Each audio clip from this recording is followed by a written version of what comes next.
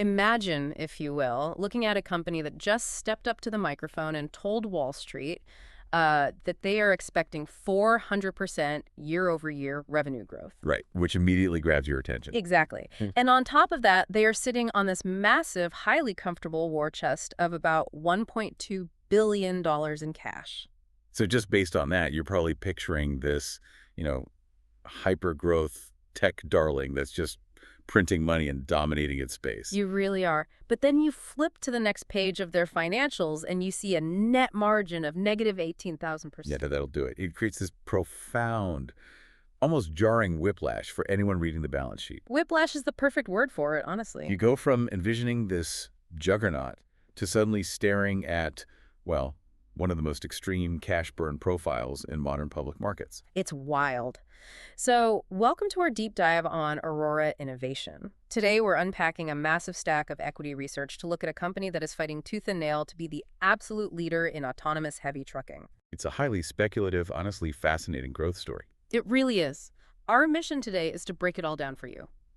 We want to help you understand exactly why a company that currently generates just $2 million a quarter in revenue commands a jaw-dropping $14 billion market valuation. And doing that requires us to completely reframe how we look at traditional financial metrics, because applying standard valuation models here is, well, it's like trying to measure the speed of a rocket with a yardstick. Right, the math just doesn't work. It doesn't. Yeah.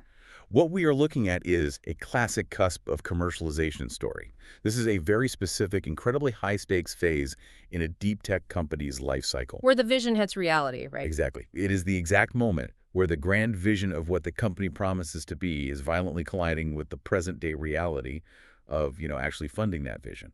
So just to set the scene for you and give you a sense of how the market is reacting to this collision, Aurora is currently trading around $7.06.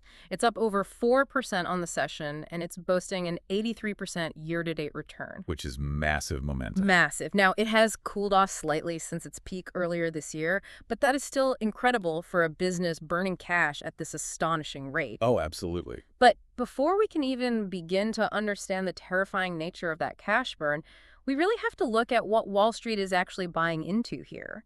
We have to unpack the autonomous trucking vision and this massive operational pivot they're attempting to pull off. Which starts with looking at where they are right now versus where they claim they will be in just a matter of months. Right. Let's lay out those numbers.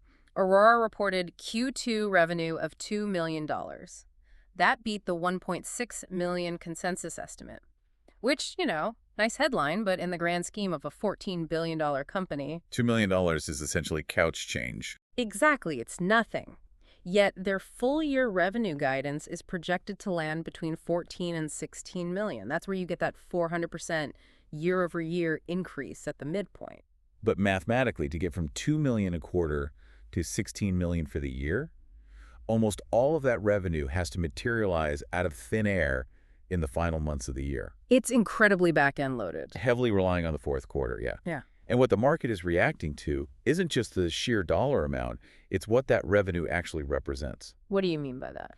Well, they are projecting that the fourth quarter will be the literal flip of the switch. For years, autonomous trucking has been a science project. It's been R&D, closed course testing, proving the safety case. Right. What Aurora is signaling with this Q4 guidance is the transition from a science project testing on public roads to an actual commercial utility operating at scale. Okay, and the specific operational goal driving that switch is their plan to exit the year with over 200 driverless trucks in active operation. 200 trucks, yeah. And according to their projections, hitting that milestone translates to an $80 million revenue run rate for their current business model. Right now, they operate on what they call a TaaS model. TaaS, right. Transportation as a service. Yeah. But reading through the research, staying a TaaS company is definitely not the end game here. They are planning a massive strategic pivot to a DaaS model, which is driver as a service, by next year.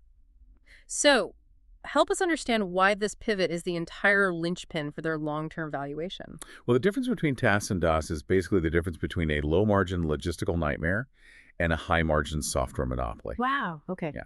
In the TaaS model they use now, Aurora operates much like a highly advanced, incredibly expensive freight company. Right. They have to own or lease the physical trucks. They handle the logistics, manage the physical maintenance, the tires, the fuel, all that massive overhead associated with moving freight. So it's like trying to run your own nationwide taxi fleet. You bear all the physical costs of the vehicles on top of all the crazy expensive technology costs. Precisely. The Deus model, on the other hand, fundamentally changes their identity.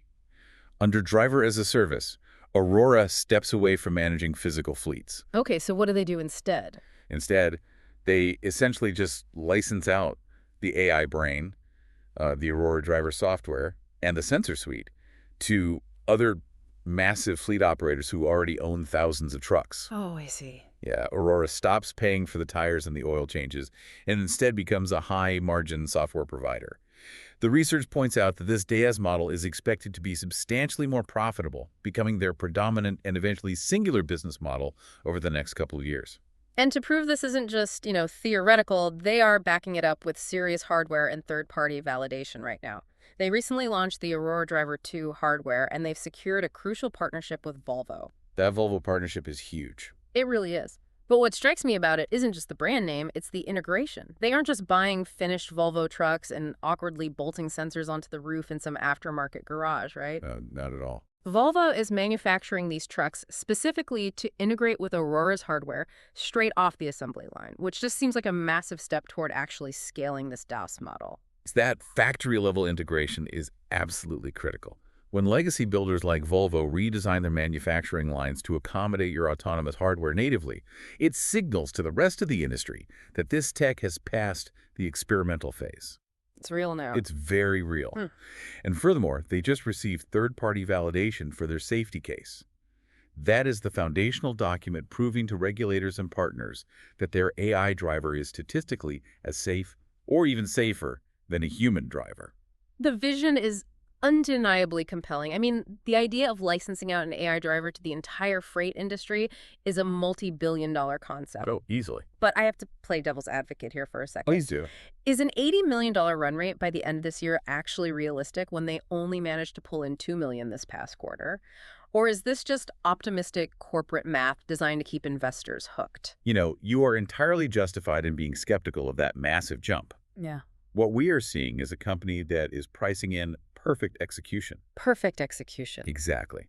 The jump to an $80 million run rate isn't going to happen linearly. It's a step function increase. Right. If they successfully deploy those 200 trucks and fully activate their commercial contracts in Q4, the revenue instantly scales. Just boom overnight. Right.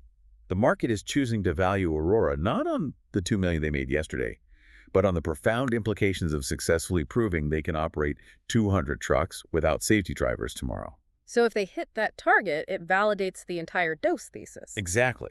It proves the math isn't just a corporate pipe dream, but a highly scalable, highly lucrative revenue engine. Okay, so if that 200 truck milestone and the does pivot are the destination, we really need to talk about the incredibly treacherous road they have to take to get there. Because to fund that vision, Aurora is consuming capital at an astonishing, honestly frightening rate. It's pretty staggering. Let's dig into the gritty reality of their pre-profitability phase and look closely at their financial health. Their Q2 earnings per share came in at a loss of 14 cents. That missed estimates by nearly 17% and actually deteriorated 27% compared to their losses from a year ago. So the losses are accelerating. They're accelerating because scaling a physical fleet to reach that commercial tipping point is by far the most capital-intensive part of their entire journey. And that brings us to the financial metric that completely broke my brain when I was reading the research. The margins. Oh, the margins, yeah. They reported a gross margin of negative 400% and a net margin of negative 18,000%. It's a lot to take in. Let's just pause and absorb that for a second. Negative 18,000%. To a layperson, that sounds like for every single dollar Aurora makes in revenue, they are essentially taking a mountain of cash out back and setting it on fire. I mean, when you look at it purely as a percentage of current revenue, it is a mountain of cash. But we really have to contextualize what a negative 18,000% margin actually means for a deep tech company on the verge of commercialization. Right. That margin is heavily skewed because Aurora's cost base is currently orders of magnitudes larger than its nascent revenue base. They are not just paying for the cost of delivering that $2 million in current freight services. Okay, so what exactly is making up that massive cost base then? Where is all this money actually going? It is going almost entirely toward future scaling infrastructure.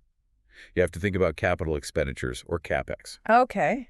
They are buying the incredibly expensive physical LiDAR sensors, radar arrays, high-definition cameras for trucks that aren't even on the road yet. Ah, so they're buying for the future. Right. And beyond the physical hardware, they are paying for massive cloud computing clusters required to run simulations and train these AI driving models constantly. Plus, they are paying top-tier salaries for hundreds of specialized machine learning engineers. Which are not cheap. Not at all.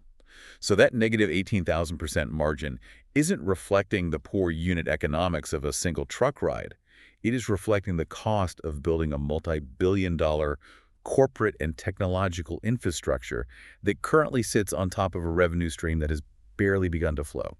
That makes the math a bit more understandable, but I mean, it doesn't change the reality of their bank account. Let's look at their runway. The research shows they have a very healthy-sounding $1.2 billion in cash and short-term investments. Which sounds great on paper. It does. But then you see their operating cash use was $225 million in Q2 alone, plus another $31 million in capital expenditures.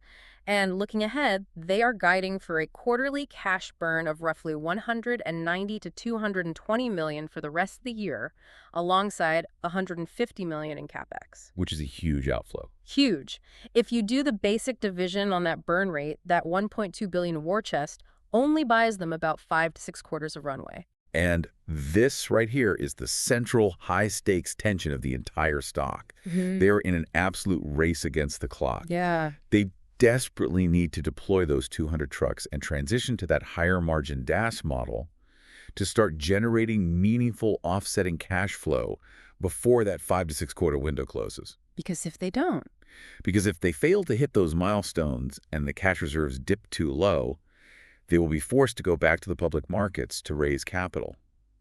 And raising capital when you have missed your operational targets and are in a position of weakness, that is brutal for existing shareholders. Which perfectly transitions us into the reality of how they are keeping the lights on right now. If that runway is a ticking time bomb, the company has to make some aggressive financial maneuvers to survive, and existing investors are paying a steep price for that survival. They certainly are. We need to talk about dilution, valuation, and how the market is desperately trying to price a company with a $14 billion market cap that only expects to make $16 million this year. Just look at the price-to-sales ratio. It is sitting at an astronomical 2,829. It is an extreme premium by any traditional fundamental metric, completely divorced from present-day reality. Right. I mean, a price-to-sales ratio of over 2,000 is quite literally like paying nearly $3,000 to buy a neighborhood lemonade stand that makes exactly $1 a year in sales. It's staggering. It is. And to keep funding this operation, Aurora utilized an at-the-market, or ATM program, issuing 30 million new shares for $215 million. Now, that successfully boosted their liquidity in Q2, which helps the balance sheet, but it directly dilutes the value of every single share currently held by investors. Right, your slice of the pie gets smaller to keep the company alive. Exactly. And if that wasn't concerning enough, the research flags a massive insider selling overhang. We're talking net insider selling of 74.3 million shares over the last 90 days. Yeah, that number definitely jumps out at you. Wait, hold on. 74 million shares sold by insiders in just 90 days.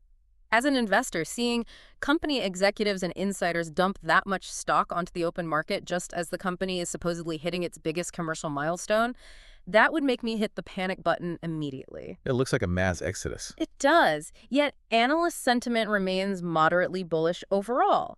Cantor Fitzgerald reiterated an overweight rating with a $12 price target, which implies roughly 70% upside from here. Which seems contradictory, right? Completely. How in the world is Cantor Fitzgerald looking past 74 million shares of insider selling and massive dilution to predict a 70% upside? It's a completely fair reaction to hit the panic button when you hear a number like 74 million. But unpacking why the analysts remain bullish requires us to look at the deeply unglamorous structural mechanics of how tech compensation and corporate fundraising actually work. Okay, walk me through that. While it looks like executives are abandoning ship, a very significant portion of that insider selling is entirely structural. Structural in what way? Because, selling is selling. Well, it comes down to restricted stock units, or RSUs. In deep tech companies like Aurora, a massive portion of employee and executive compensation is paid in stock rather than cash. Right. That's pretty standard in tech. Exactly. Yeah. But when those RSUs finally vest and become the actual property of the employee, the IRS treats that vesting as regular income, which triggers a massive tax liability. Oh, I see. Yeah, so to actually pay the tax man, the employees and executives are essentially forced to immediately sell a large chunk of those newly vested shares on the open market. They aren't selling because they lost faith in the driverless tech. They're selling to cover their tax bills. That makes sense. And furthermore, a large volume of that selling data is directly tied to the company executing that ATM program we just discussed to raise the necessary runway cash. So it's less of a crisis of confidence and more about mandatory corporate housekeeping and tax logistics? Partially, yes. And the analysts at Cantor Fitzgerald understand this context, which is why they don't view the insider selling as a fundamental red flag about the technology. Okay, but still... However, and we have to be extremely clear about this, regardless of the benign intent behind the sales, dilution is still dilution. Issuing 30 million new shares mathematically devalues the existing shares. Absolutely. The reason analysts are projecting a $12 price target despite this dilution goes back to the psychology of deep tech investing. They are completely ignoring the present-day financials and focusing entirely on the terminal value of the digest business model. So it's all about the future monopoly. Exactly. They are betting that if Aurora becomes the foundational operating system for the entire national freight industry, a $14 billion valuation will look incredibly cheap in retrospect. You are basically buying a lottery ticket for a monopoly on future infrastructure. But the catch to that lottery ticket is that it requires absolutely flawless execution. With a beta of 2.68, meaning the stock is incredibly volatile and hypersensitive to broader market swings, if Aurora stumbles even slightly on their timeline, that massive premium vanishes into thin air. It's a tightrope walk. It really is. So let's map out exactly what that execution looks like, because the valuation is entirely dependent on executing perfectly over the next year. What are the concrete metrics and catalysts you should be watching? How will we know if this thesis is actually working or if it's breaking down? The first and arguably most critical checkpoint is arriving fast. We need to look closely at their Q3 earnings, which should hit in late October or early November. What is the specific metric that proves they are on track? You want to look for undeniable revenue progression toward the $6 to $8 million mark. Okay. If they hit that, it proves that the heavy back-end loaded guidance is actually real and that the physical scaling of the fleet is happening on schedule. And if they don't? If they miss that Q3 target, the massive $80 million exit run rate they promised for Q4 suddenly starts to look very shaky, and the market will likely punish the stock severely for breaking trust. Wow. And while watching the top line, we also have to keep an eagle eye on the cash burn. Does the quarterly burn stay safely at the low end of that 190 to 220 million guidance? Right, because every single dollar they save extends that ticking clock and delays the needs for more dilutive fundraising. Exactly. Beyond the spreadsheet, we also need to watch for tangible DACE milestones. The research points out we should be looking for public announcements of signed, binding contracts with major fleet operators for the 2027 launch. That is the ultimate proof that the higher margin thesis is real. Absolutely. When a third-party logistics giant signs a contract to use the Aurora driver, it provides the ultimate validation. Contracts equal commercial confidence. Now, zooming out from the company itself, what about the macro and regulatory environment? The research specifically highlights California autonomous testing approvals and federal legislative tailwinds, mentioning Representative Vince Fong and the Build America legislation. Which are huge external factors. Right. Looking at this purely from a regulatory perspective, there's clear bipartisan momentum here. Lawmakers on both sides of the aisle seem highly motivated to figure out how to integrate this technology into national infrastructure. But how does a piece of federal legislation actually move the needle for Aurora's bottom line? Regulatory clarity is arguably just as important as the AI technology itself. Really? Just as important? Oh, definitely. You can engineer the most advanced, perfectly safe AI driver in the world.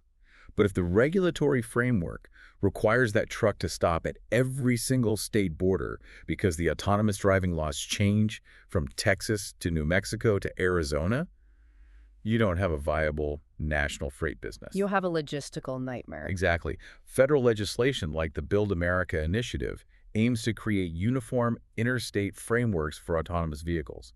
These legislative tailwinds act as massive catalysts because they have the potential to permanently open up new, highly lucrative, unbroken shipping corridors across the entire country. But let me challenge this assumption of a smooth, inevitable rollout for a second. We are talking about an 80,000-pound robot operating at 70 miles an hour down public highways, surrounded by unpredictable human drivers. Which is a terrifying thought for a lot of people. It is. What happens if there's just one high-profile safety incident? Or what if a crucial state like California suddenly hits the regulatory brakes due to localized public pushback? You've just articulated the absolute binary execution risk of this entire venture.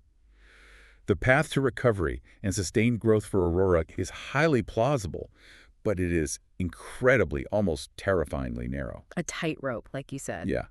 A single severe safety incident, a major software recall, or just one key state revoking testing privileges would drastically and immediately impair the bull thesis. It would all fall apart. It would trigger a devastating domino effect.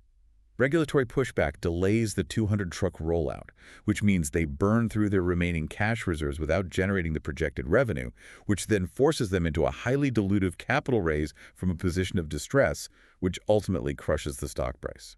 So it truly is a binary outcome. It either revolutionizes the industry or it spirals completely out of control. Which explains why the overall stance from the equity research is cautiously categorized as neutral or monitor. The clear advice here is that investors should sit on their hands and wait for concrete, verifiable evidence in the Q3 earnings that the fleet is actually scaling safely before treating that $80 million run rate target as a guaranteed outcome. It is the definition of a show-me story at this point. The promises have been made, now the market demands execution. So, what does this all mean for you as you synthesize this deep dive? Let's recap this ultimate balancing act. Aurora Innovation is a fascinating company operating on the absolute bleeding edge of a transportation revolution. Without a doubt. They are backed by a massive $1.2 billion war chest. They have forged brilliant factory-level integrations with legacy builders like Volvo, and they possess a clear, incredibly lucrative vision for a driver-as-a-service monopoly. All great things. But they are simultaneously fighting a vicious ticking clock of extreme cash burn, structural share dilution, and a $14 billion valuation that leaves absolutely zero room for error. It serves as a brilliant masterclass in understanding the stark difference between a revolutionary technological product and a stable, self-sustaining business. That's a great way to put it. The technology might be world-changing, but if the cost to run the infrastructure is currently orders of magnitude higher than the revenue it generates, it teaches us how to identify exactly when the stock market is pricing in absolute perfection. That completely changes the framing of the investment. You are buying the future, but paying a massive premium in the present. Exactly.